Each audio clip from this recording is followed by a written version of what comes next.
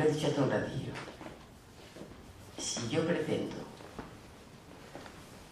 que todos me aprobéis, que todos me aplaudáis, que no me critiquéis, que os encante el libro, que os apasione, no estaría aquí sentado. Imposible. Mi miedo me estaría frenando, me estaría venciendo, estaría temblando, estaría sudando.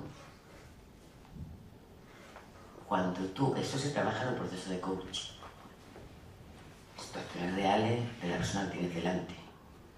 Cuando tú, y dirás, Pilar, qué fácil es que lo diga,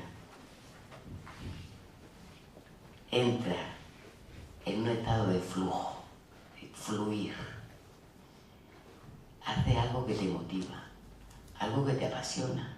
Acordaros del quiero que os he dicho antes. Le quita el poder a los demás. Eso también es algo muy importante que hay que trabajar. El miedo se va. Mirad, si el miedo llama a la puerta y abre el miedo se queda.